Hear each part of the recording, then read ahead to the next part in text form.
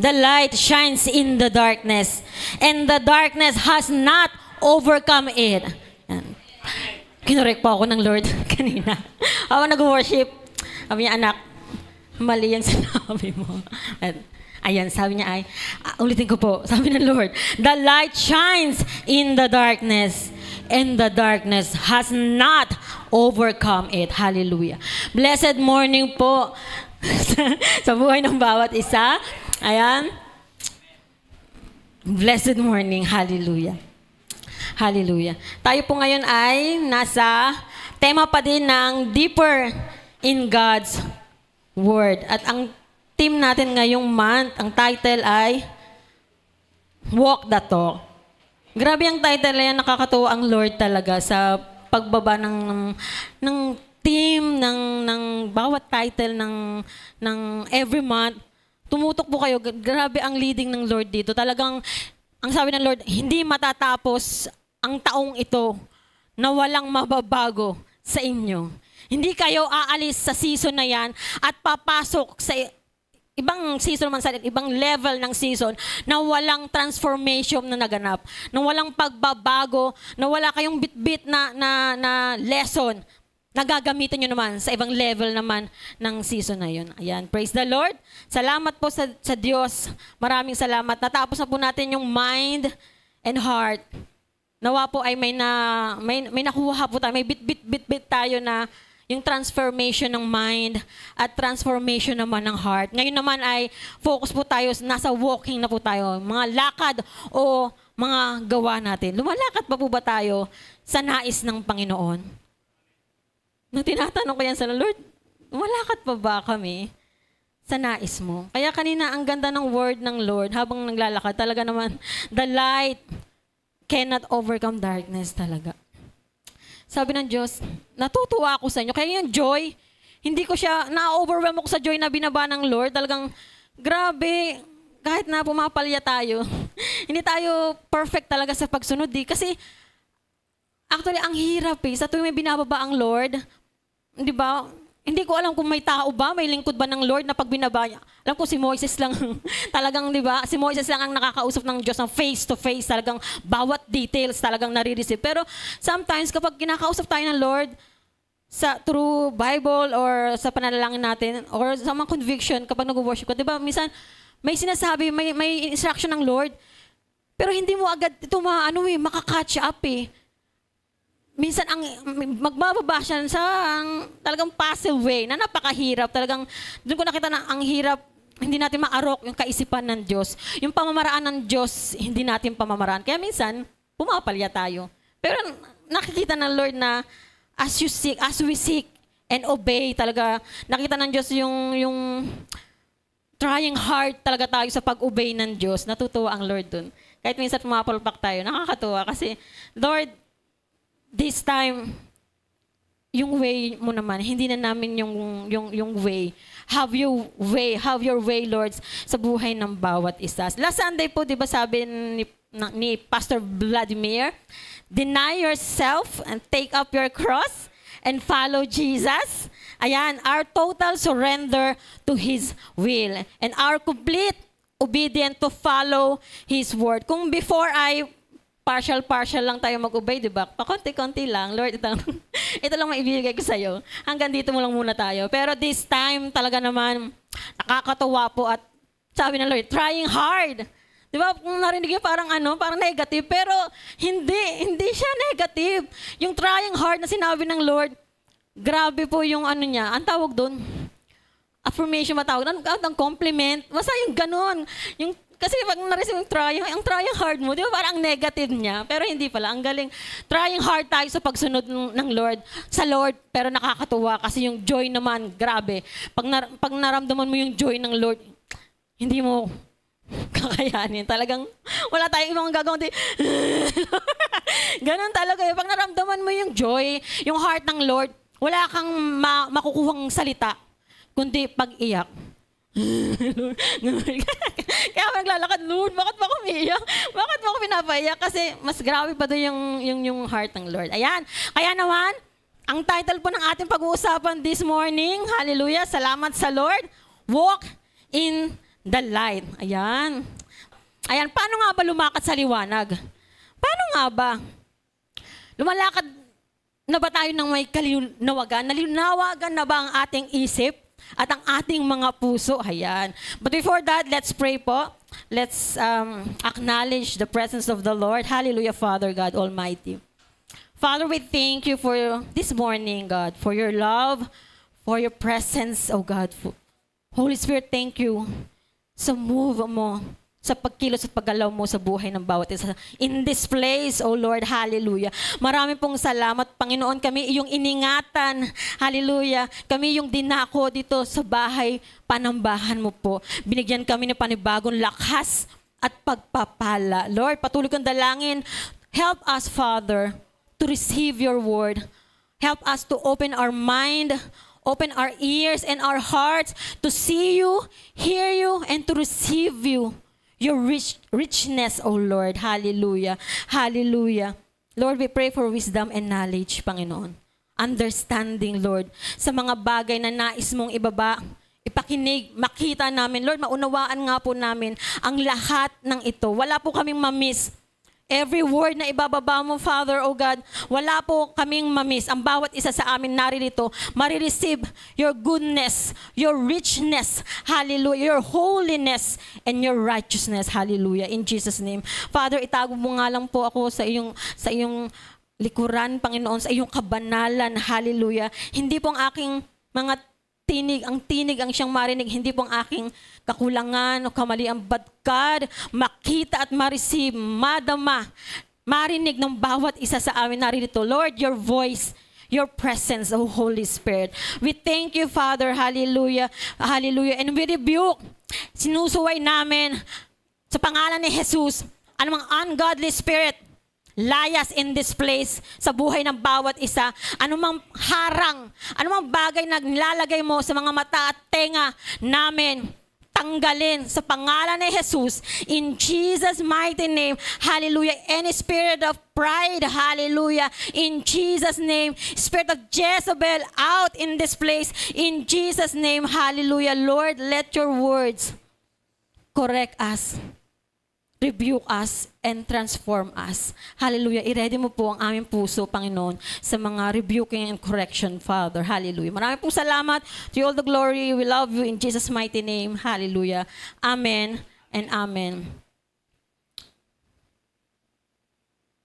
Hindi po ba nakakatakot maglakad kapag madilim? Sino po bang takot sa dilim? May takot po ba sa dilim dito? Diba nakakatakot? Kasi hindi mo alam, baka may aso, may imbornal, baka mahulog ka na lang bigla, o kagating ka ng aso, kung anong tiyanak ang kumagat sa'yo dyan. Ganon din naman ang lahat. Di ba? Nakakatakot. We don't know. It's scary. Nakakatakot lumakad sa dilim at ayaw natin ng kadiliman. Alam natin yan kapag madilim, may lagim. Ayan. Ganon din naman ang lahat ng bagay sa kadiliman ay nakahayag at nakikita sa liwanag. Kung hindi, di ba, hindi nakikita yung alikabok ng bahay natin, hindi kita yan eh. Kapag madilim yung sa bahay namin, kapag madilim, akala ko malinis. Pero, bumili akong bagong ilaw, yung grabe yung ilaw niya. Pag bukas ang ilaw, kita mo agad yung dumi. Di ba? Sabi sa Lucas 8:17, sapagkat walang bagay na natatago, na di nahahayag, o walang lihim na di malalantad sa liwanag. Alam niyo po, totoo po to. Kahit na, diba may mga sekreto tayo, kahit anong galing natin magtago, in God's time, ihahayag yan ng Lord. Kaya nga, di ba, alam niyo po, napakabuti ng Lord sa atin. Kasi kahit gano'n tayo kasalbahe, aminin niyo, salbahe tayo eh.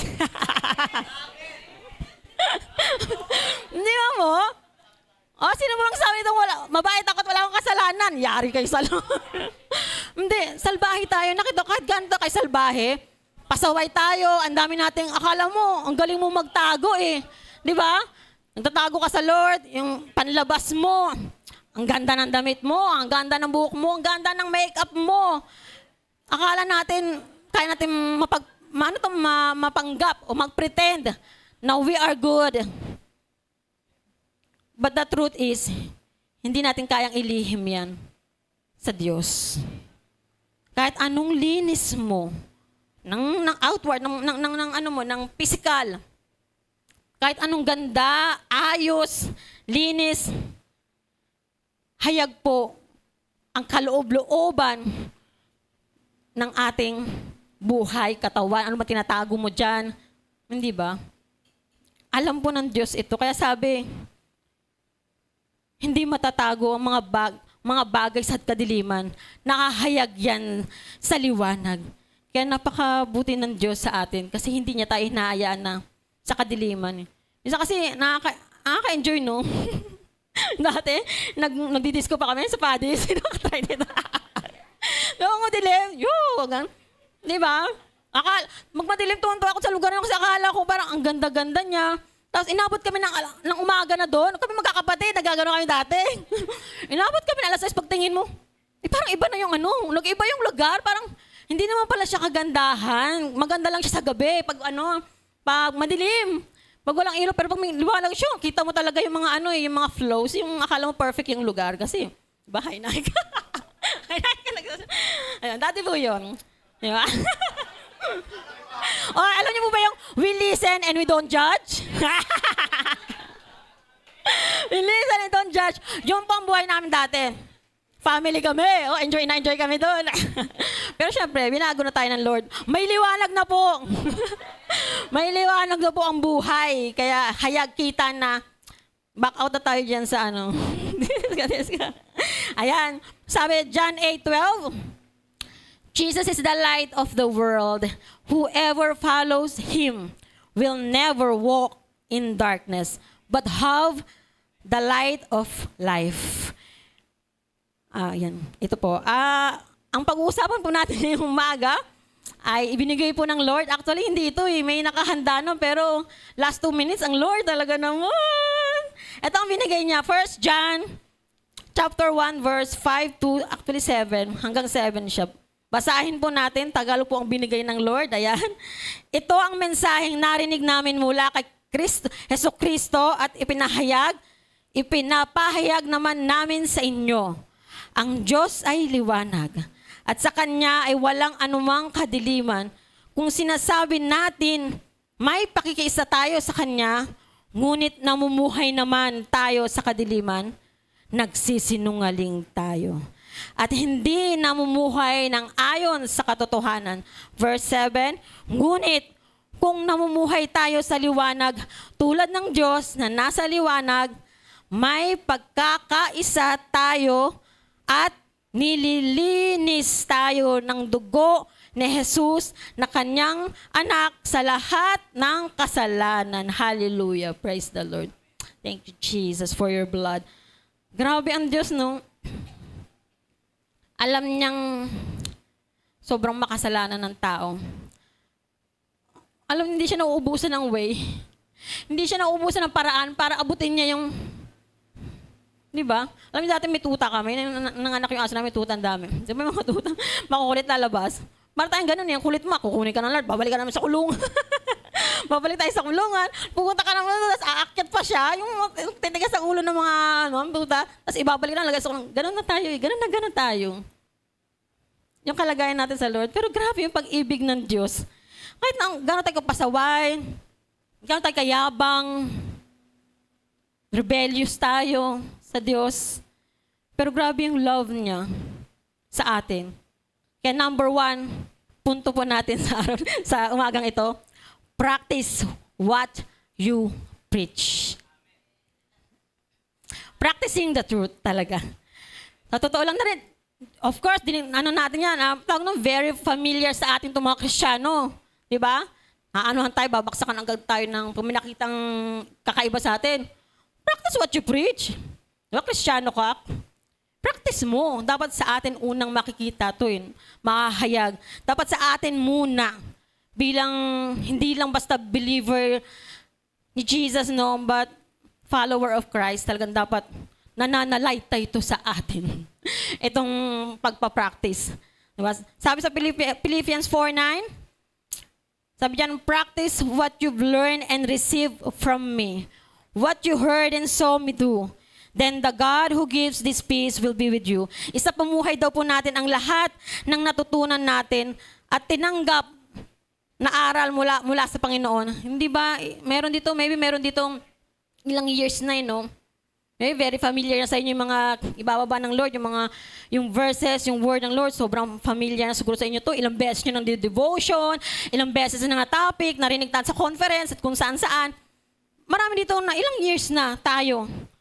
Ang sabi dito, isa pamuhay daw natin ang lahat ng natutunan natin at tinanggap na aral mula sa Panginoon.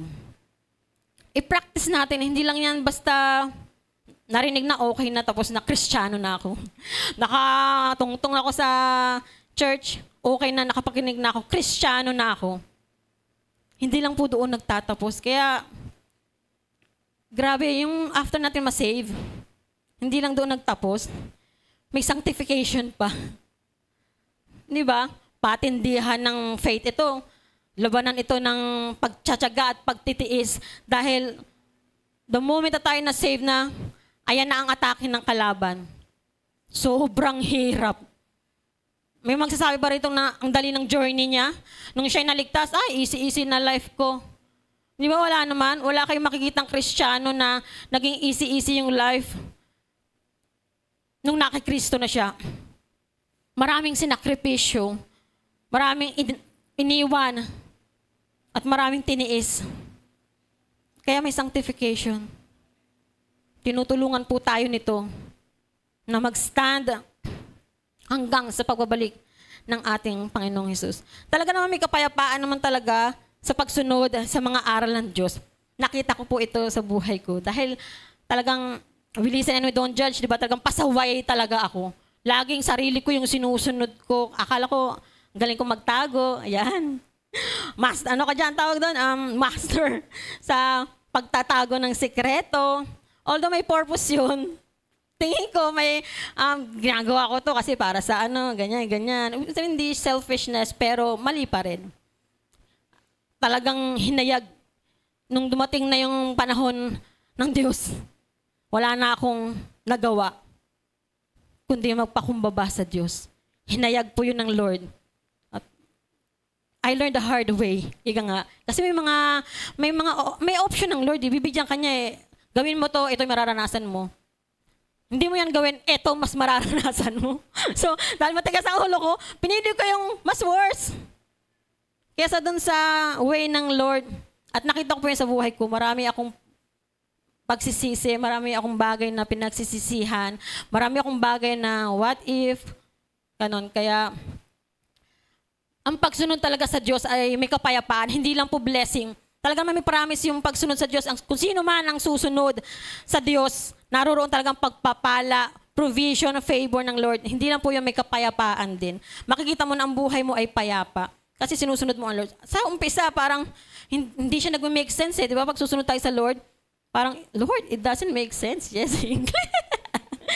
pero, alam mo yun, lagi yan eh. Pag may bababa ang Lord, Lord, ano yun? Parang hindi naman kasi sa'yo ibibigay ng buo ng Lord eh. Eto muna, gawin mo. Siyempre may tanong ka, bakit parang hindi naman siya ganyan? O parang hindi naman ganito? Hindi ba? Pero pag the moment na sinunod po natin yung way ng Lord, doon pa lang niya i-reveal. Doon pa lang, kaya pala, salamat at sumunod ako sa Diyos. Hallelujah. Yan. Kaya kung sinasabi natin na tayo ay kay Kristo, nararapat lang na ginagawa natin o tayo ay sumusunod sa Kanya. We practice what we preach. Ayan, lalo na po, no, hindi lang naman sa mga preachers na tumatayo, diba, ng lingkod ng Panginoon, na ginagamit ng Panginoon, maging daluyan ng salita. Hindi lang sa kanila ito usapin. Sa bawat isang Kristiyano talaga na nagbabasa ng kanyang salita, na nakatanggap sa ating Panginoong Hesus, we practice what we preach po. Siyempre, dapat makikita rin sa mga preachers, di ba? Narinig niyo yan, marami mga preachers na ganito yun, na galing magsalita. Di ba? Sa mga conference, nung first time ko nakarating ng conference, grabe, manghang-mangha ako. Lord, grabe, ang galing, may power doon sa salita niya. Ang galing nilang magsalita. Pero kapag nire-reveal na ng Lord, ang bawat, hindi ako makapaniwala. Hindi ko mapaniwalaan yung mga binababa ng Lord. Parang hindi ko makayanan Kasi iba iba yung nakikita mo sa kanila. Talagang ang galing, ang husay, ang linis, ang buti. Di ba? Mga sinasabi nila. Pero kapag siniyasat ng Diyos, pinakita, parang ini-scan, naalala ko nag-worship tayo, may vision ng Lord, no? Kung saan sa vision na yung pinakita niya, ini-scan tayo, bawat isa. Nagulat ako, Lord. Kitang-kita to, ini-scan. Ganon. Ganon na ganon. Grabe po. Sabi sa Matthew 23, chapter 23, verse 3, sabi ni Jesus dyan, so you must be careful to do everything they tell you, but do not do what they do, for they do not practice what they preach. Ito po yung sinasabi ko kanina. Nakakalungkot po. Minsan kung sino pa yung hinahangaan mo, yung nilulook up mo, ang galing nitong preacher, ang galing nitong pastor. Parang yung sinasabi ni Jesus dito, ang kausap niya, ang pinapatukuyan niya dito yung mga Pharisees and Sadducees. Diba? Nakita mo sila? Nag-prepare yan. Diba? Yung sa ulo nila, ano ba tawag doon? May ano sila sa ulo, diba? Tapos yung damit nila, ang haba, ang linis, talagang para silang, naglalakad sila. Kulang na magbaw sa kanila yung mga, ganun na ganun po yung sinasabi ng ating Panginoong Jesus dito. Ganun na ganun. Na sobra kung titignan mo sila, perfect. Pero ni-reveal ng Lord, magaling lang kayo sa salita. Sabi niya, ganyan na ganyan kayo. Dahil kung masdan kayo ng mga tao, parang tama ang ginagawa ninyo. Pero sa loob ninyo'y puno kayo ng pagkukunwari at kasalanan. Mateo 23 verse 28. Sinasabi po ito sa Pharisee at Sadducees, hindi po, hindi po sa atin. Pero kung may conviction ang Lord, hallelujah. Hallelujah, praise the Lord. Alam niyo po, it's time to reflect. Kinakausap tayo ng Diyos Kinakatagpo tayo ng Diyos, inaabot tayo ng Diyos. Hindi dapat ito makita sa bawat isa sa atin. Nakatitiyak tayong kilala natin ang Diyos kung sinusunod natin ang kanyang mga utos. 1 John 2, verse 3. Ang nagsasabing nakikilala niya ang Diyos, ngunit hindi naman sumusunod sa kanyang mga utos ay sinungaling at walang sa kanya ang katotohanan. Medyo, alam niyo po yung, hindi po kasi dapat ito talaga yung nakahanda. Pero nung binabato ng Lord, sabi ulit-ulitin mong basahin, ulit-ulitin mong basahin. Yung habang minimeditate ko siya, naiiyak ako, bigla ako naparepent. Lumad ako, Lord. Kung ganito ako, patawarin mo ako. May mga panahon kasing kahit anong subok natin, anong try natin, no, nag-fail talaga tayo.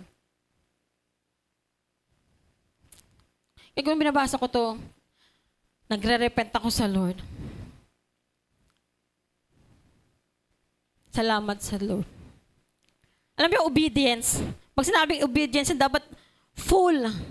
Hindi nga partial, half, delayed obedience is still disobedience. Grabe no, yung palang binaba ng Lord, hala, sa mga pagdidisobey ko pala, ang dami ko sa mga, alam mo yung half, yung akala ko nakasunod na ako, okay na, nakasunod na ako, nagawa ko na, nasabi ko na, okay na, tapos na. Pero hindi pala yun. Ibig sabihin, partial lang, konti lang pala yung ginawa ko doon, hindi talaga yung fully kung nasunod. Ibig sabihin, hindi ako nakasunod. Hindi tayo nakasunod. Ang gusto ng Diyos yung fully. Pakinggan po natin to. Ang sino man nagsasabing siya'y nasa liwanag, ngunit napopuot naman sa kanyang kapatid ay nasa kadiliman. Lalo na to. Nung nabasa ko to, Lord. Ano ba ito pinigay sa akin? Nung nabasa ko yan, naparepent ulit ako, lumuhod ako, Lord. Kung may kapatid man akong kinapopuotan ko, deserve niya yun. Hindi po. Umiyak na, hindi nga. Habang binabasa ko to, talagang sobrang, parang ano kayong lantad na lantad yung dibdib ko sa Lord, meron pa akong kapatid na kinapupukutan ko. Hindi, alam niyo po talaga, sa mga, hindi ko, alam niyo po, lahat ng yan talaga, aminin, lahat tayo. Once napoot ka na, di ba? Always? Once, always, minsan. Di ba? Aminin natin yan, kapatid. Nagulat ako dyan, hala, nasa kadiliman daw ako. Pero kinatagpo ako ng Diyos dyan talaga. Oo nga, no? Hindi dapat eh. Hindi dapat. Kasi ako nga pasaway sa Diyos, na ang tigas ng ulo ko na, grabe, no? Pero pinagtsatsagaan ako ng Diyos. Pinapatawad ako ng Diyos sa mga shortcomings, mga disobedience, ganyan. Ako, na makasalanan, ganyan ang kalagayan na hindi kayang magpatawad gaya ng Diyos. Kapatid, kung nangungusap sa'yo ang Diyos, please repent. Huwag mo nang patigasin ang iyong puso. Sabi nga, di ba? Kapag narinig mo ang tinig ng Diyos ngayon, hindi niya sinabing, kung gusto mong marinig ang Diyos, niya sinabi, no? Niya sinabing, kapag ready ka nang marinig ang tinig ng Diyos, ang sinabi niya ngayon, kung narinig mo ang tinig ng Diyos, huwag mo nang patigasin ang iyong puso, kasama ang ulo. Pareho yan. Nagkukonek yan. Huwag mo nang patigasin ang iyong puso, pati ang ulo mo, huwag mo nang patigasin. Ngayon, tanungin po natin ng ating mga sarili. Napupuot pa ba ako? May kinapupuotan pa ba ako rito? May kinapupuotan pa ba ako rito? Hindi ba? O sa family, sa katrabaho mo, o sa asawa mo, kinapupuotan ko sa asawa. Lalo na yan, talagang nag-repent ako sa Lord. Diba, sometimes, yung mga may asawa na, hindi naman palaging in love kayo. Lalo na kapag matagal na kayo, magkasama na kayo, hindi kayo palaging in love sa isa't isa. Hindi kayo palaging kilik-kilik, sweet-sweetan sa isa't isa. Minsan na mas marami pa, mas madalas pang kinapupuotan mo siya. Eh sabi ko, Lord, matawa. Hindi totoo lang. Pero ang galing ang galing ng Lord talaga. Yung way niya na baguhin. Kaya napaka-powerful ng Diyos natin. Yung baguhin yung puso ng isang tao na akala natin wala ng pag-asa, meron pa pala. Kasi ako nabago, akala ko walang pag-asa. Nabago po. Nakakatawa talaga yung binabasa ko to. Iyak mo na. Ilang beses ko itong binasa, kaya nga sabi ko, ay, Rini, pag-pray mo ko. Binago ng Lord yung topic ko. Hindi ko alam gagawin ko. Anong gusto ko nang umatras? Sabi rito, wag tayong padaya sa kilos o tactics ng demonyo. Yes, we know that we are not fighting against flesh and blood, but personalities without bodies. Ibig sabihin, evil spirit. Alam niyo po, nakakilala na kayo ng personalities without bodies. Itong mga evil spirit na ito, na walang katawan, gumagamit ng tao na may katawan. Yan po yung dahilan kung bakit ka napupuot. Hindi po yung katabi mo. Hindi po yung kapatid mo, asawa mo, o sino pa man. Kundi itong mga personalities na to na walang body, na gumagamit ng human body para para maghasik ng conflicts, ng mga division, mga arguments. Kaya huwag ka dyan mapuot. Dapat, ang dinidikdik natin talaga, yung mga personalities na ito na walang katawan. Layas. Layas ka sa katawan. Kung sino ka man, lumayas ka. Wala kang lugar sa buhay ng mga kapatid kong ito. In Jesus' name. Ngunit sa sino mang sumusunod sa salita ng Diyos, lubos na natupad sa Kanya ang pag-ibig ng Diyos, at sa ganitong paraan natin malalaman na tayo ay nasa Kanya. Ang galing, no? Isa lang pala eh. Isa lang pala yung yung paraan. Para mapakita mo na wala kasi mga personalities without bodies. Na wala sa'yo yan. Ano daw po yung paraan para makita sa atin? Lubos na natupad sa Kanya ang pag-ibig kapag sumusunod tayo sa salita ng Diyos. Hallelujah. Ang sino man nagsasabing siya ay nasa Diyos, dapat siya ay mamuhay tulad ni Jesucristo. Kagaya po ng preaching ni Papo, di ba? Namatay ang ating Panginoon sa krus. Dapat napako ka din. At dapat namatay ka na din. Pero nung nabuhay ang ating Panginoon, buhay ka na sa bagong pagkatao. Iniwan na natin dating kadiliman, di ba? Tinanggal tayo ng Lord sa kadiliman. Hallelujah. Ang sinumang nagmamahal sa kanyang kapatid ay namumuhay sa liwanag. At walang anuman sa buhay niya ang magiging dahilan ng pagkakasala ng kanyang kapwa. Nagmamahal ka ba, kapatid? Nagmamahal pa po ba tayo? Praise the Lord. Alam niyo pa yan po, di ba? Alam natin yan eh. Alam natin yan eh. Yan yung greatest commandment ng Diyos sa atin. Di ba? May siya, ang tawag doon, ang tagubilin ba yun? Hinabilin, di ba? Ng ating Panginoong Jesus. Love one another, sabi sa atin. Love one another. Walking in the light, ayan, makikita po natin dyan sa ating PowerPoint. Sabi niya, walk in the light, walking in understanding that I am sinner, saved by grace. Walking in darkness, denying my sinful condition, while claiming to be fellowship in God. Nagets niyo po? Nakakuha niyo yung punto. Walking in the light, walking in the understanding that we are sinners, I am sinners, saved by the grace of God. While walking in darkness, denying my sinful condition, while claiming to be fellowship in the Lord. Hindi po pwedeng ganito ang ating kalagayan. Dahil nasa liwanag na tayo, maliwanag na eh. Pinaliwanag ng ating Panginoon. Nung siya'y napako, namatay sa krus, talagang tumigis yung dugo niya. Di ba? Para sa atin, tinubos tayo ng ating Panginoong Hesus. Sa kadiliman, talagang tinanggal tayo ng ating Panginoong Hesus dyan. Tinanggal anumang nakaharang sa ating mga mata para hindi natin makita ang liwanag. Tinanggal kung anumang nakaharang sa ating mga tenga para hindi tayo makapakinig ng kanyang salita. Hallelujah.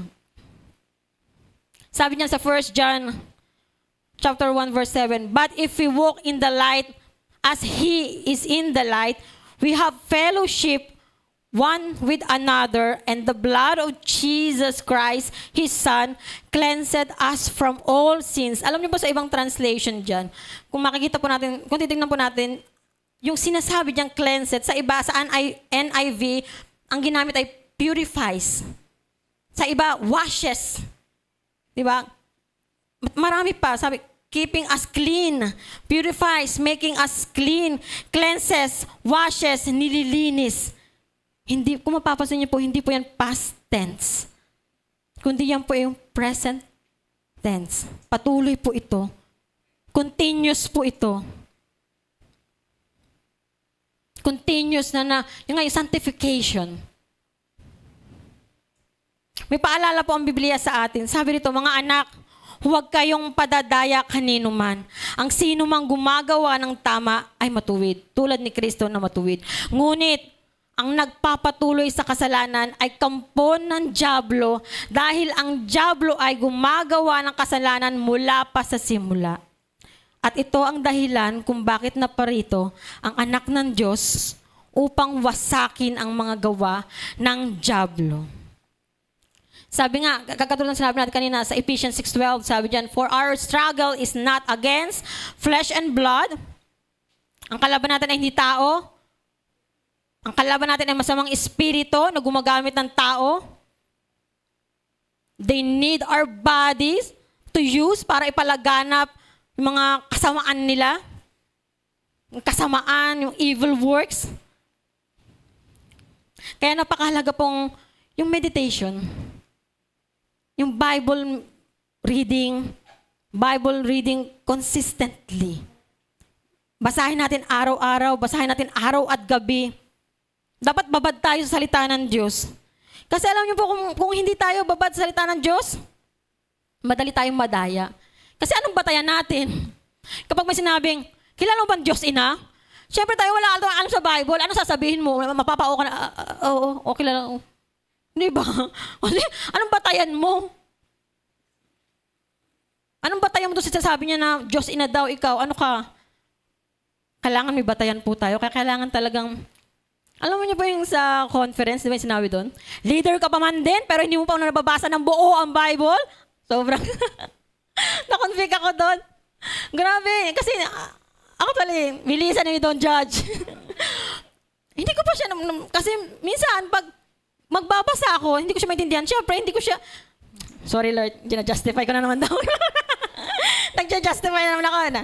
Okay, sorry Lord. Ayan, meditation, self-evaluation. Makita po natin talagang napakahalaga to meditate the word. Ayan lang po yun. Kasi, anong batayan natin sa buhay kung hindi natin nababasa? Diba nga, ano tayo, ang buhay natin dapat, diba? Anong batayan natin kung hindi natin siya nababasa? Hindi tayo, kaya pag sinabing, galit ang Diyos, hindi galit ang Diyos, hindi nagagalit ang Diyos.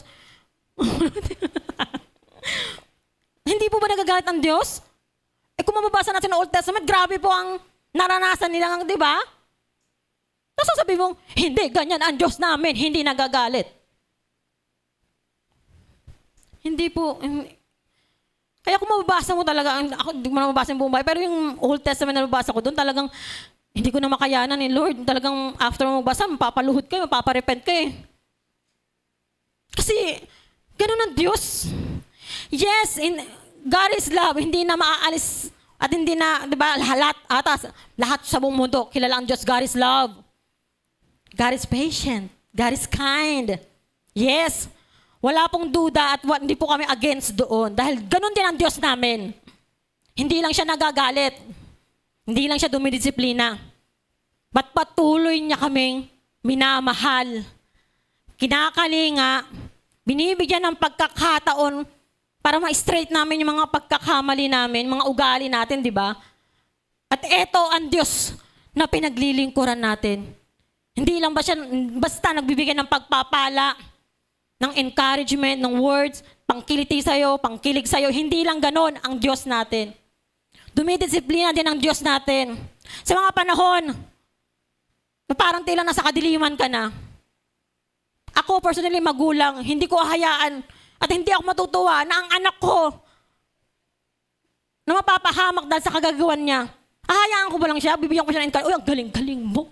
Diba? Ganun ba sasabihin? Tayo mga magulang, ganun ba sabihin natin sa anak natin? Na nakikita natin na pinapatay na yung sarili na sa droga, tapos bibigyan mo pa ng words of, ang tawag doon? Encouragement? Nanay, ma'am, gusto kong ganun encouragement, tapos sabay, nag-ano siya ng drugs? Ganun ba? Hindi ganun ang Diyos namin. Dahil ang Diyos namin, ayaw kami mapahamak. Ayaw kaming maging balahura, o ayaw kaming, alam niyo yun, we set apart. Inalis tayo na doon. Ganun yung kalagayan natin eh. Ganun ang kalagayan natin. Ba't inalis na tayo ng Lord doon eh? Hindi na tayo ganun. Kaya salamat sa Lord sa pagdidisiplina. Alam niyo po sa akin talagang, even sa akin at sa aming family, dinidisiplina, naranasan namin at nararanasan pa rin namin ang pagdidisiplina ng Diyos. Doon napapatunayan namin ay mahal kami ng Diyos. Sinasamahan kami ng Lord. Dahil ayaw niya kaming mahulog sa imbornal. Ayaw niya kaming madumihan. O diba? Yung ang tawag ng kumunoy. Dahil dinidisiplina kami. Kinukorek kami ng Lord. Nire-review kami sa bawat mali namin ginagawa. Para tayong mga tubiyan. Yung mga trio. Yung wala nga kamuang-muang sa mundo. Na kailangan i-guide talaga. Anak, wag yan. Bad yan. Mga ganon. Ganon ang Diyos natin. Dumidisiplina, pumapalok. Pero yung pagdidisiplina ng Lord, mararamdaman mo talaga yung pag-ibig ng Diyos sa'yo. Pero hindi mo mararamdaman. Iba ang tanggap mo nun kung napakatigas ng puso mo at yung pride mo talaga naman, taas-taas ng pride. Hindi ganun ang pagtanggap mo eh. Kaya alam niyo po, binabasa ko ito. Wasak na wasak talaga. Lord, sorry. Wala naman tayong ibang magagawa kundi sorry. At saka alam niyo, ang maganda sa Lord, kahit ang tagal o gaano kalaki, alam mo yung bumalik lang tayo sa Lord, isang sorry lang, grabe, lumampat agad yung puso. Lumalampat agad yung puso na. Bumalik ka lang. Paano kung babalik, nahihiya ako. Baka kung ano na iniisip nila sa akin. Bumalik ka lang. Pagpasok mo pa lang doon, nasa mo agad yung pag-ibig ng Diyos. Parang sa prodigal son, di ba? Ay, nakakatuwa yung ano na yun eh. Kaya nakakatuwa yung story na yung prodigal son. Na-realize niya eh. Alam niyo po, yung pagiging pride natin at rebellious, walang pagdadalahan sa'yo niyan. Pahihirapan mo lang yung sarili mo. Wala kang kapayapaan, walang pagpapala. Pahihirapan ka ng nararamdaman mong ano, yung pride, yung negative. Di ba? Pag may pride tayo, laging ang tingin mo, ang dinig mo, lagi na lang negative. Wala lang maganda sa'yo. Lahat negative. Kasi negative ka. Kailangan mo ng positive. Yung mga ganon. Pero isang sorry nang natin sa Lord, talaga yung mapagkumbabang puso. Grabe po ang puso ng Diyos. Grabe po ang puso ng Diyos. Kaya dapat babad tayo sa salita ng Diyos eh, para hindi tayo madaling madaya, hindi ka madaling mapaniwala na may Diyos na ina. Siyempre pagkarinig mo yun, hoy! Out! I rebuke you.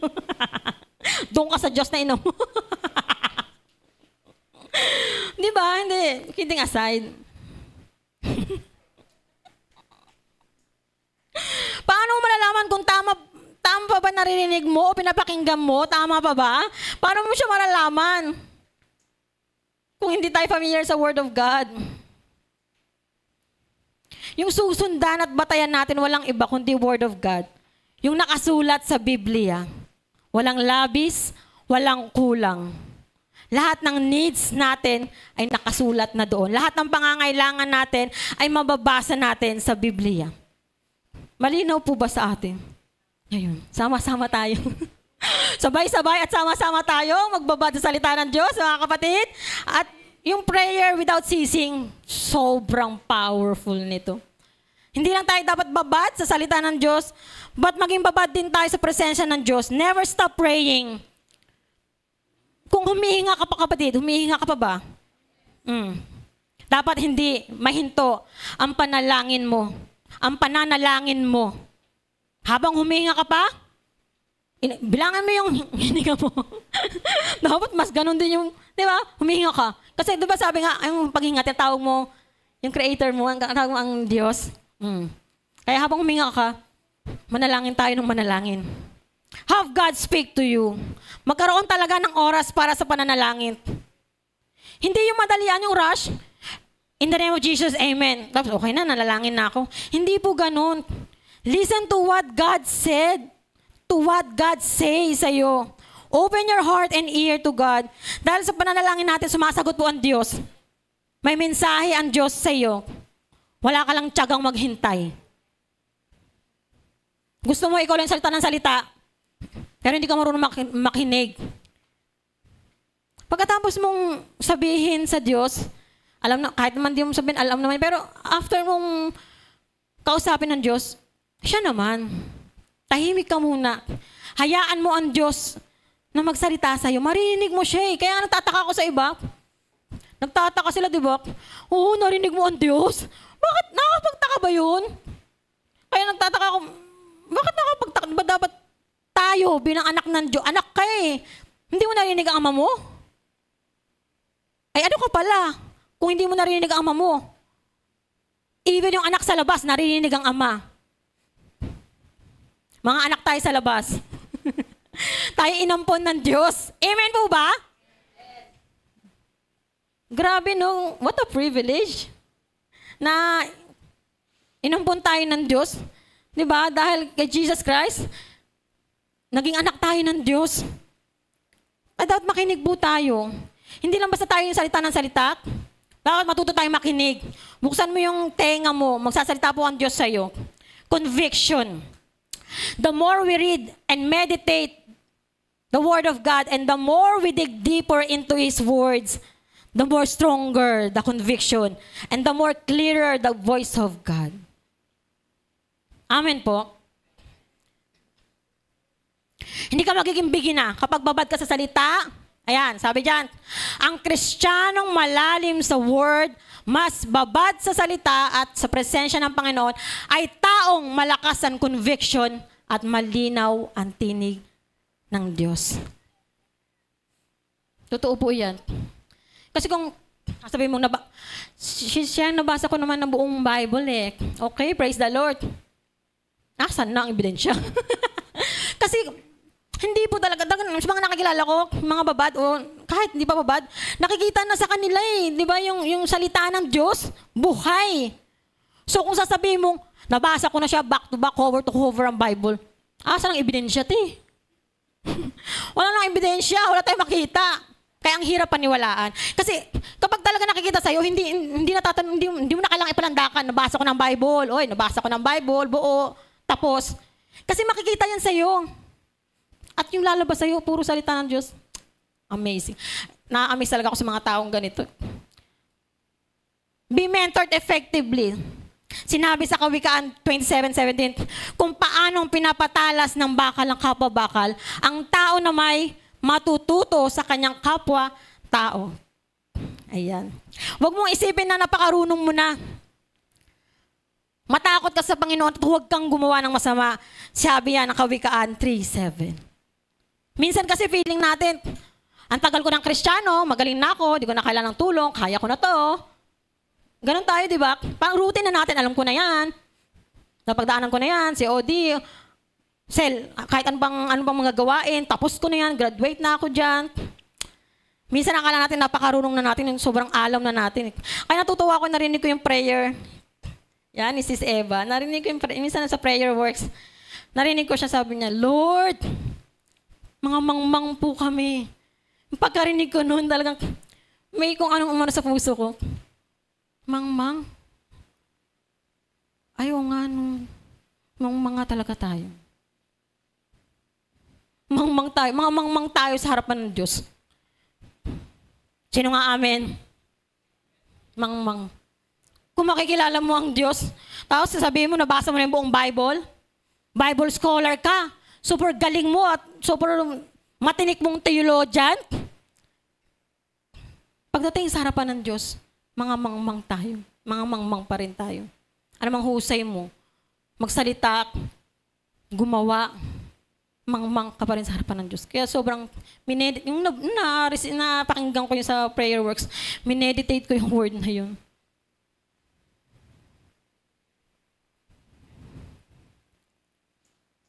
Alam niyo po, minsan naman, syempre napakatagal na, dito marami nang matatagal. Kala natin galing-galing na natin, agoy.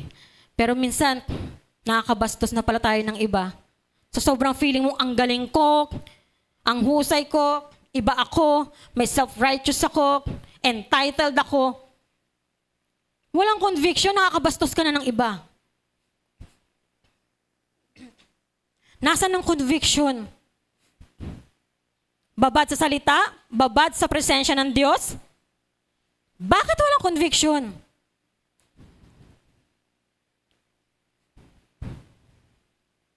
Imbis na ikahiya mo, pinagmamalaki pa natin, taas noo pa tayo. Pero hindi natin alam, nakakabastos na tayo ng iba, no? Feeling entitled tayo, na akala natin nagagamit tayo dito, talagang sobrang high na high cut. Tapos walang conviction. Yung simpleng sorry, kapatid, ay napakahalaga sa Diyos. Hindi lang sa kapwa, pero nakikita ng Diyos yun eh. Yung simple effort mo, na talagang diba sabi rito, kapag nasa liwanag ka, kaya mo makipag-fellowship. Pansinin nyo! Yung mga umiiwas sa inyo, kakasalubong kayo, dapat magyakapan tayo mga kapatid. Iiwas. Nasa liwanag ba sila? Di ba naliwanagan na tayo? Sabi ko, magmahalan tayo, magkapatawaran dahil tayo na sa liwanag. Kapatid, nasa dilim ka kung ikaw ay nasa ganyang kalagayan. I rebuke you in Jesus' name. Kasi kung babad ka sa salita, babad ka sa presensya ng Diyos, alam mo na yan eh. Pero napakabait ang Diyos, no? Kahit salbahe tayo, tigas ang ulo natin, ang Diyos, ang daming paraan. Gagawa siya, kukunin niya ang lingkod niya. Kausapin mo to, babato yan, kausapin mo yan. Kasi kung naman, weh! Sinabi ba talaga ng Diyos yan?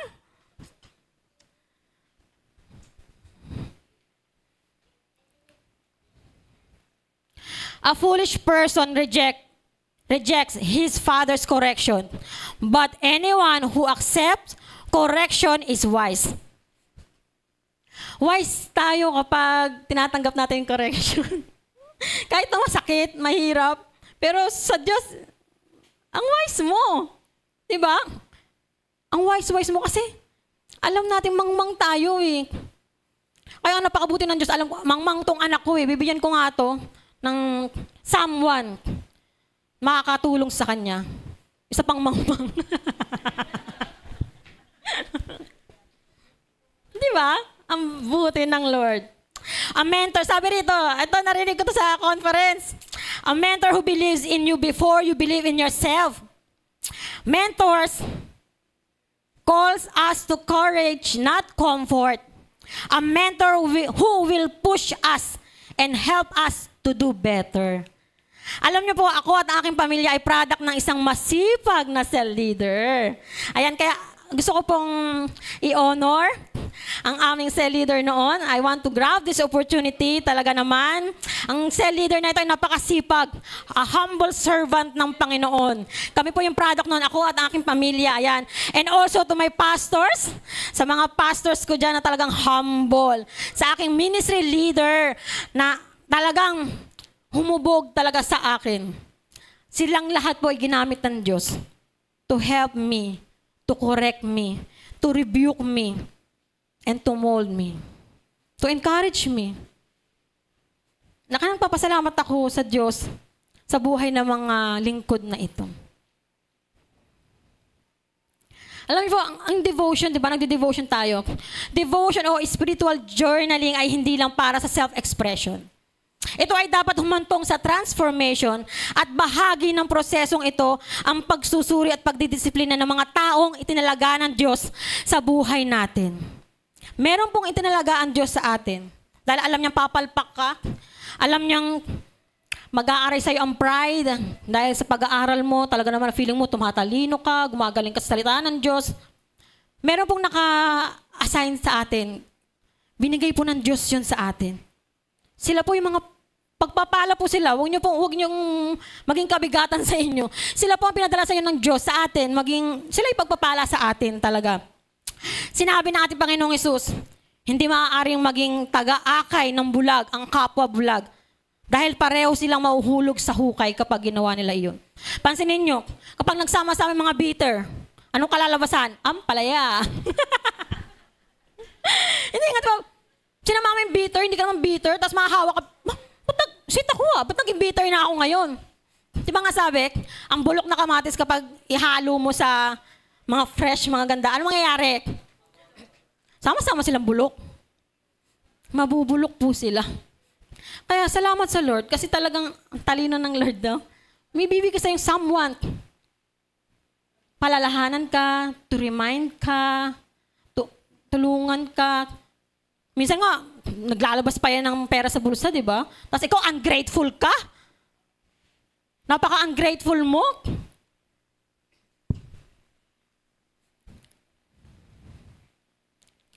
Kaya maraming salamat at papuri sa Diyos sa mga taong ginagamit ng Diyos to help us, rebuke and correct us. Talagang ayaw man nila. Alam mo lang gusto nila, pero totoo lang ayaw nila. Ayaw nilang pagsabihan ka. But sumusunod sila kasi sa Diyos.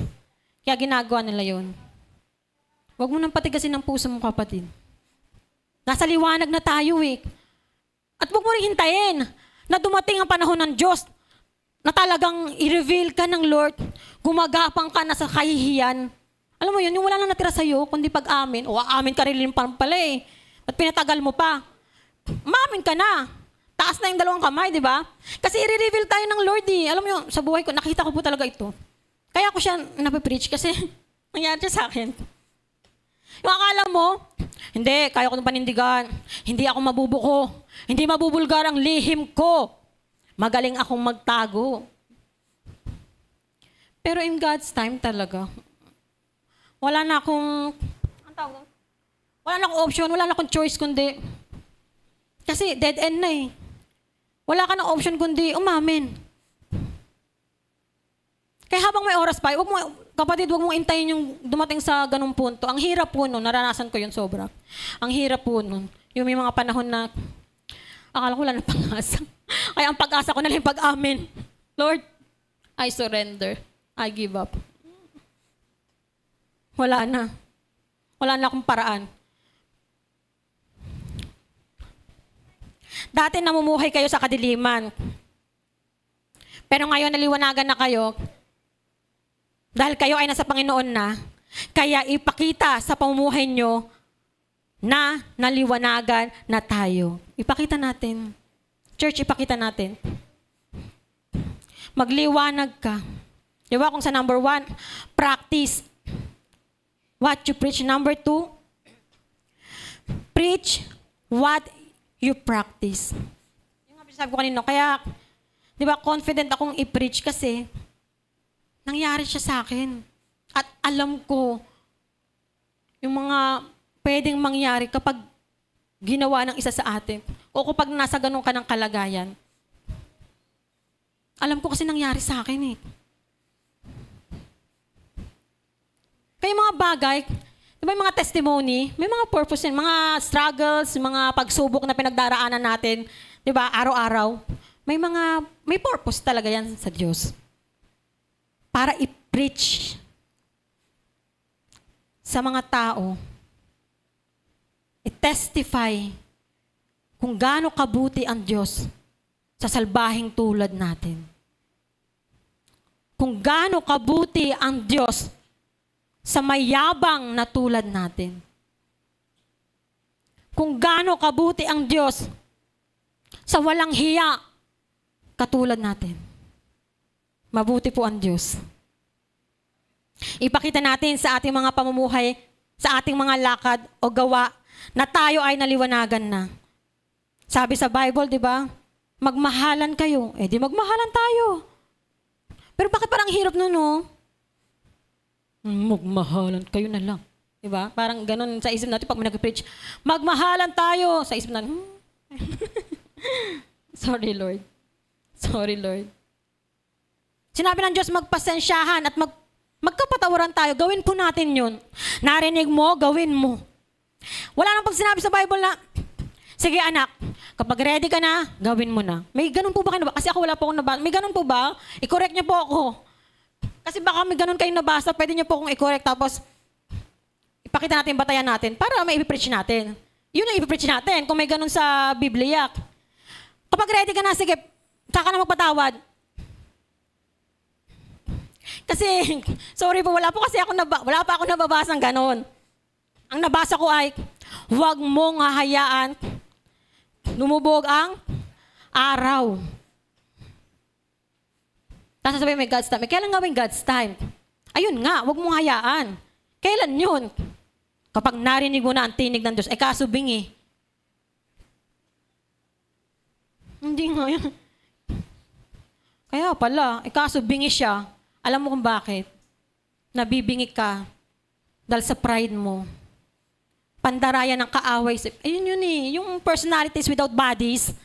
Na inahayaan mo naman pakinggan yun, na hinahayaan mong imanipula ka nun. Hindi kapatid. Kaya mo yung paglabanan. Kaya natin yung paglabanan. Kasi may may paalala ang Biblia Kaya nakakatuwa ang Diyos ang dami niyang paalala sa atin kasi magiging ganito palang kalagayan natin. Kaya perfect na batayan talaga ang Word of God sa ating buhay. Walang mamamali, hindi tayo magkakamali kapag Biblia yung pinagbatayan natin. Ipakita niyong binago na kayo ng Diyos at binigyan ng buhay na matuwid at banal, katulad ng Diyos. Tularan natin ng Diyos dahil tayo ay minamahal niyang mga anak. Salamat sa Lord.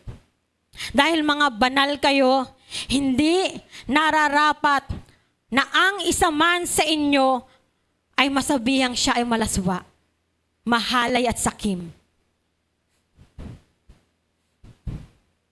Sa ayaw natin sa gusto, kapatid, banal na tayo.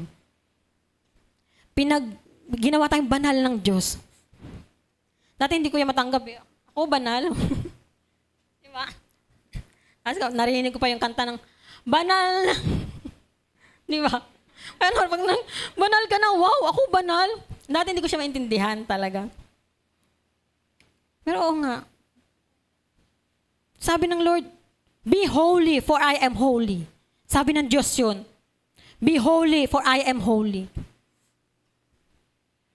So hindi porket save na tayo, may Kristo na tayo, pwede tayo maging balahura, pwede tayo maging malaswa, mahalay, at sakim. Hindi porket ligtas ka na, pwede na tayong maging ganyan. Dahil ginastify ka na ng Diyos, pwede ka na maging ganyan. Hindi. May sanctification pa. Sinasanctify tayo ng Lord. At napakabuti niya. Napakabuti ng Diyos. At hindi rin nararapat na marinig sa inyo ang mga malalaswa o walang kabuluhang usapan at masasamang biro. Sa halip, maging magpasalamat tayo sa Diyos. Kaya nga, di ba, ewan ko na pala yun, nag-viral yun eh.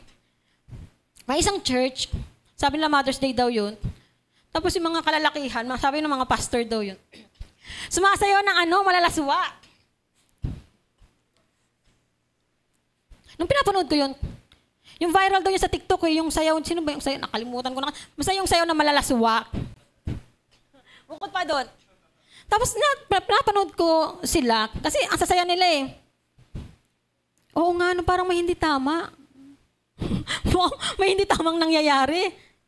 Sa loob ng church, nagsasayawan ng parang malaba, at Paddy's Point na ang church. Tapos nilibiyok sila, parang binulgar sila o in-expose sila ng kapwa believer din. Tapos yung nag-expose, yun may ina-atake. Sabi, rebuke in private. Sabi ganon. Di ba nababasa natin sa sulat ni Paul? Nag-rebuke ba siya ng private? Yes, may mga times, di ba? Pero siguro kung ilang ulit mo nang ginagawa, ilang paalala na sa'yo ng Diyos, ilang words na sa'yo, ilang devotion na sa'yo, ilang tao pang dapat gamitin ng Diyos para kumausap sa'yo. Kaya kapag ina-expose ka na, galit ka, hindi sa Diyos yan. Hindi yan galing sa Diyos. Ganun ang atake natin. Grabe no, kaya alam mo po, your light will expose what they've been trying to hide. Kaya nga pag dumikit ka, di ba? Pag dumikit ka sa kadiliman, nagliliwanag ka eh, di ba? Yung dilim, may expose kung ano meron sa kanya. Kasi bakit? Kasi nagliliwanag ka. Nasa iliwanag ng Diyos. Kaya pag dumikit ka dun sa kadiliman, expose na expose lahat. Hindi nila kayang tanggapin yun. The holier you get, the more you will start irritating the demons in other people. Kaya pag dumikit ka sa kadiliman, magwawala na yung mga demonyo. Mag-manifest yung mga demonyong nakatira dun sa kadiliman na yun. Your light will expose what they've been trying to hide. Your purity will disturb their compromise. And your surrender will offend their rebellion. Kaya ikaw yung sumusunod, ikaw pa yung atakihin eh, di ba? Wala ka namang ibang motibo. Wala ka namang ibang motibo kundi sundin mo yung Lord. Pero dahil rebellious sila, ma-offend sila, ikaw naman yung atakihin. Parang yung tama, nagiging mali na. At yung mali, nagiging tama na. Kasi kakaiba sa kanila yun eh. Di ba? Mga rebellious people to eh. So, kapag sumunod ka, yung surrender mo at yung obedience mo sa Lord, kakaiba yun sa kanila. Mga taga-Efeso, sabi nito, 5:9 hanggang 10, chapter 5 hanggang... Sapagkat kung ang isang tao ay naliwanagan na, makikita sa kanya ang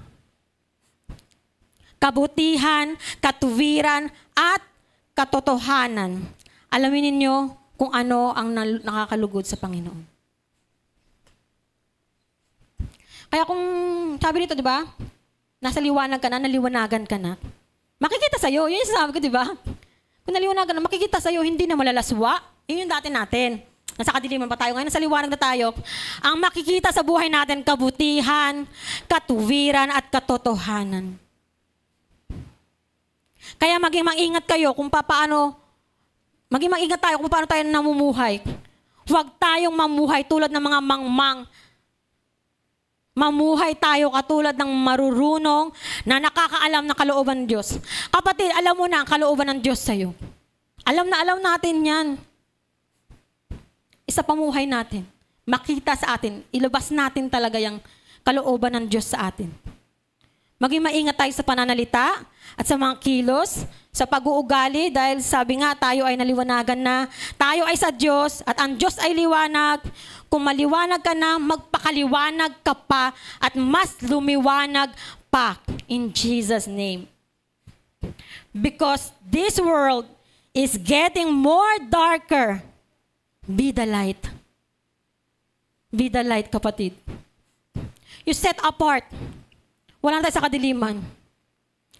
Kung aware kayo, talagang nasa end times tayo, ang dami nang nangyayari, di ba? Aware po ba tayo doon? Talagang pasama na ng pasama, palagim na ng palagim, dilim na ng dilim ang mundo. Gising, mga kapatid. Be the light. Di ba? Ang dami ng mga, actually, yung mga aksidenteng nangyayari, di ba? Inaalaw ng Lord. Bakit? Bakit inaalaw ng Lord yung mga lahat ng aksidente niyo? Nakakapagtakan, parang araw-araw, kaliwat, south, north. Ang dami, motor, mga ano. Pag ayoko na nga manood ng mga ganun kasi parang hindi ko siya nakakayanan. Kaya minsan tatanong, Lord, ano mangyayari ba? Relax ka lang. Kalma. Alam mo na yan dapat, di ba? Ang sabi. Maraming kaguluhan, maraming mga hidwaan. But be at peace. Magpakaliwanag ka pa. Kung ang mundo ay pasama ng pasama, tayo naman na nasa liwanag ay pabuti ng pabuti, paliwanag ng paliwanag.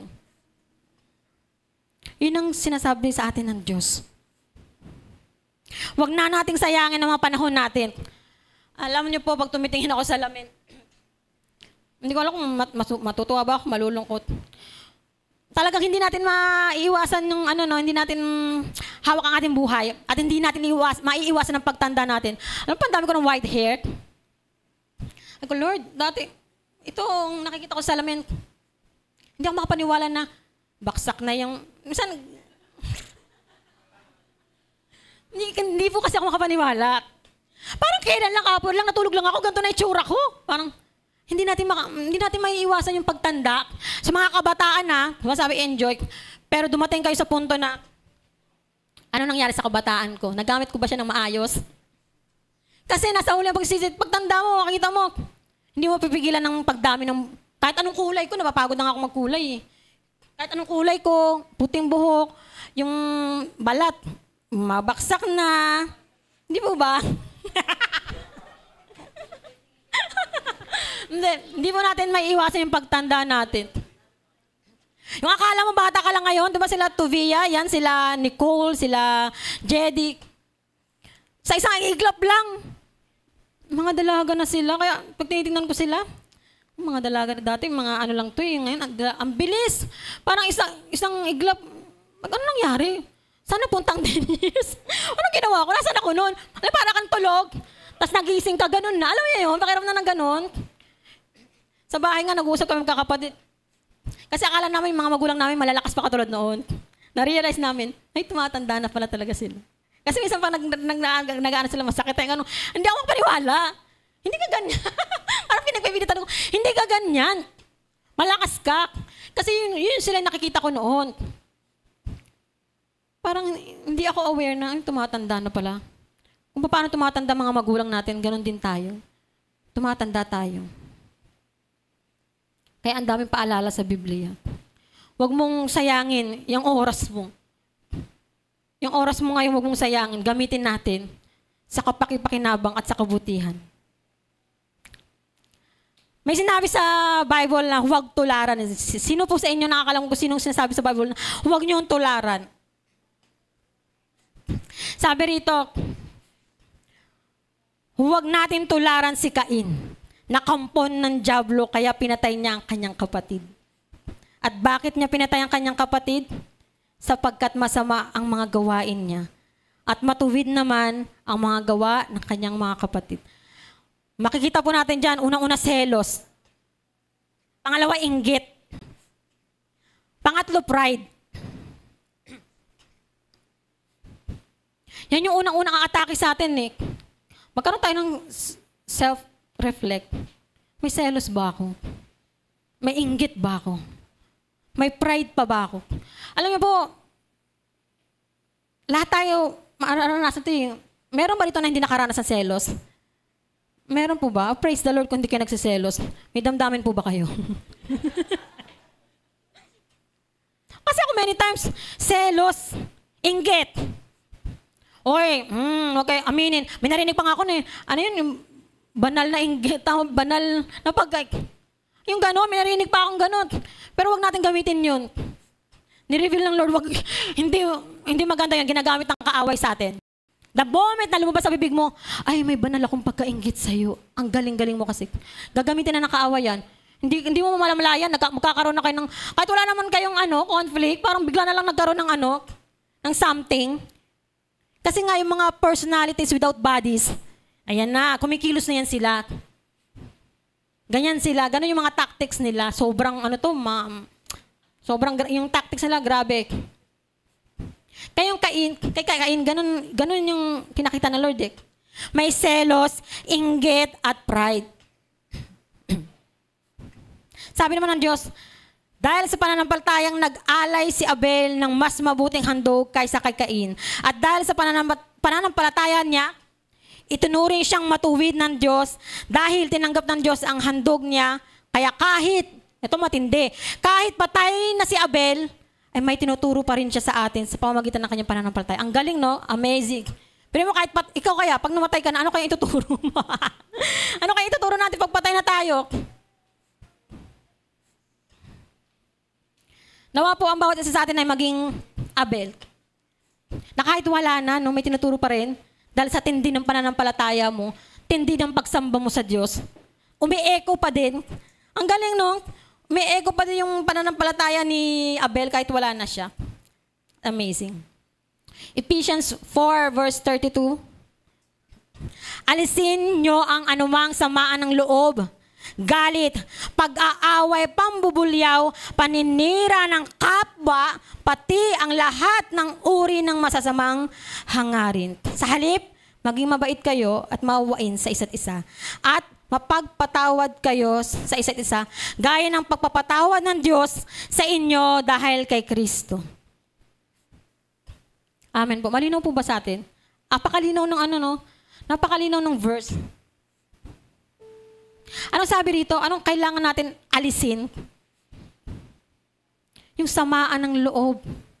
Yung galit, pag-aaway, division, pagbubulyaw, paninira ng kapwa, tsismisan, pati na ang lahat ng uri ng masamang hangarin. Mga selfishness, yung motibo natin na pang makasarili. Kaya habang binabasa ko to, grabing conviction ng Lord.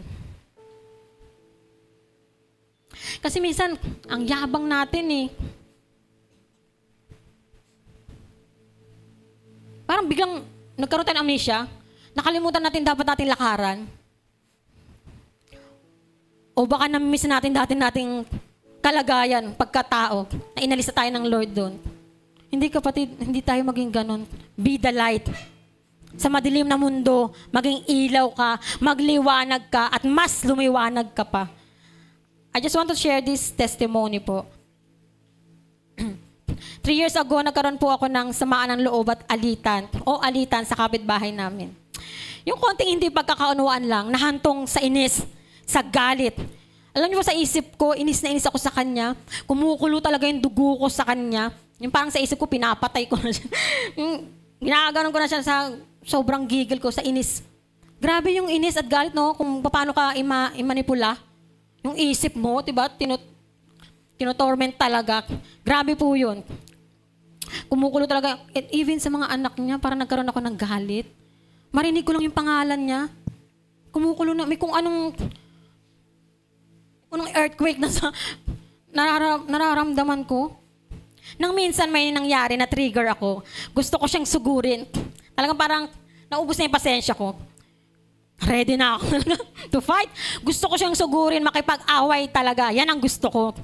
Daming bumubulong sa akin, nakaaway. Sige, di ba? Sugurin mo. Kaya may mga ganon. Hindi ko na nagawang manalangin. Hindi ko talaga nagawang manalangin muna. Sa isip ko, susugurin ko na itong babaeng. Ito, gigil na gigil talaga ako. Ang daming tumatakbo sa isip ko na hindi maganda. Sa ilang taon, bit-bit ko yun. Bit-bit ko yung ganong emosyon, yung feelings na yon sa tao na yon until kinatagpo ako ng Diyos. Kinatagpo ako ng Diyos through dream. Sa dream ko, kausap ko daw siya. Kausap ko yung tao na ito. Magkausap kami. Kaya naman pagising ko ng madaling araw, nanalangin agad ako. Sabi ko, Lord, hindi pa ako ready. Pero kung yan ang nais mo, tulungan niyo po akong, ihanda niyo po ako. 2 weeks lumipas, muli, ako ay kinatagpo ng Diyos. Habang naglilinis ng aming kusina, narinig ko ang kanyang tinig. Anong ginagawa mo? Sabi ko sa Panginoon, sumagot naman ako, naglilinis po. Pinaalala sa akin ng Diyos yung panaginip na yon. May kung anong nadama ako sa oras na yon. Pero sabi ko sa Panginoon, paano Lord kung ipagkalat niya na ako yung nagsusorry? At sabihin o isipin ng ibang tao na ako yung may kasalanan, ako yung nauna, ako yung mali. Sinabi ng Diyos, huwag mong isipin yan. Yung pinapagawa ko sa'yo, ang sundin mo. Ako ang bahala dyan. Patuloy akong sumagot sa Diyos at sinabi ko, bakit ako Lord? Bakit ako kailangan mag-sorry at lumapit? Bakit ako kailangan mauna? Ako ang nasaktan. Hindi ko nagawang pagtanggol ang sarili ko. Nagtimpi ako. Hindi ko siya sinakal. Hindi ko siya sinaktan physical. Hindi ako nakapagbitaw ng masamang salita sa kanya kahit gustong gusto ko na. Siniraan niya ako sa maraming taong nakapaligid sa amin. Pero sa kabila ng argumentong na yun, sinabi ng Diyos, kayong mga anak ko, ang inaasahan ko, gumawa ng mabubuting bagay sa mundo. Kayo na naliwanagan na at kayo na nasa liwanag, sa inyo magmumula ang kabutihan dito sa mundo. Huminto ako sa ginagawa ko at naupo. Kinuha ko ang cellphone ko at dali-dali kong chinat yung tao na yun.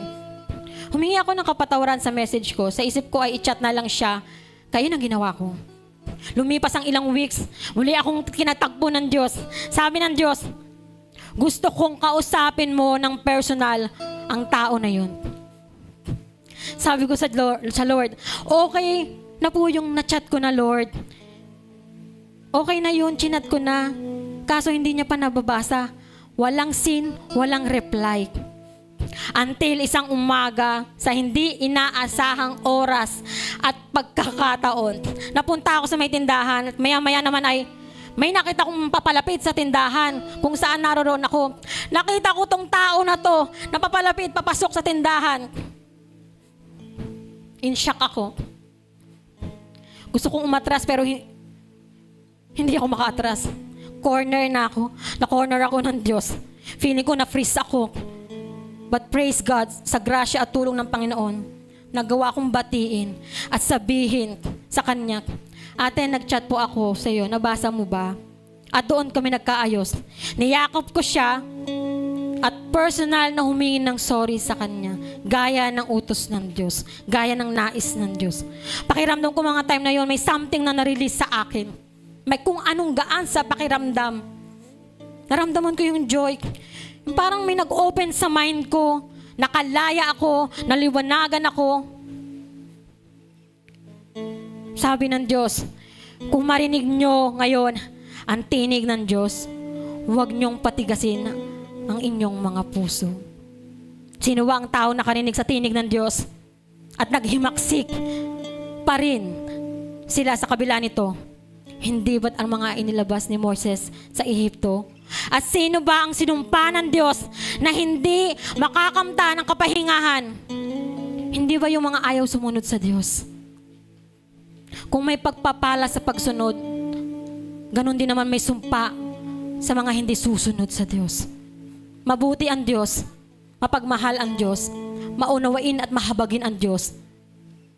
Pero doon may disiplina din ang ating Diyos. Come on, tayo po tayo lahat.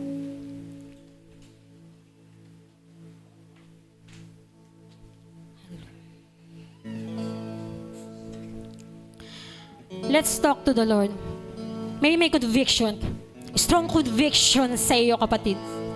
Alam mo, kinakatagpo ka ng Diyos. Sabi ng Diyos, kayo mga anak ko ang inaasahan kong gumawa ng mabubuting bagay sa mundo. Kayo, naliwanagan na, nasa liwanag na sa inyo, magmumula ang mga mabubuting bagay dito sa mundo. Mamuhay kayo ng may pag-ibig sa kapwa, tulad ng pag-ibig sa atin ni Kristo. Inalay niya ang sarili niya para sa atin bilang mabangong handog sa Diyos. Alisin yung anumang samaan ng loob, galit, pag-aaway, pambubulyaw, paninira sa kapwa, pati na ang lahat ng uri ng masamang hangarin. Sa halip, maging mabait kayo at maunawain sa isa't isa. At patawarin ninyo ang inyong kapatid, gaya ng papagpatawad ng Diyos sa inyo. Come on, let's talk to the Lord. Kinakausap ko ng Diyos, kapatid. Papasukin mo siya sa puso. Kung may mga bagay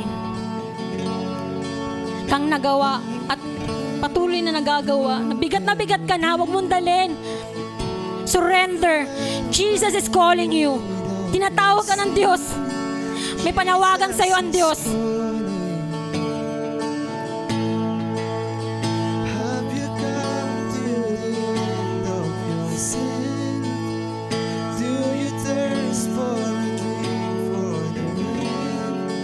Jesus is calling. Jesus. Oh, come to the altar. Kapatid, let's open our heart. The Father's arms are open wide. Forgiveness was brought with the precious blood of Jesus. Thank you for your blood, Jesus.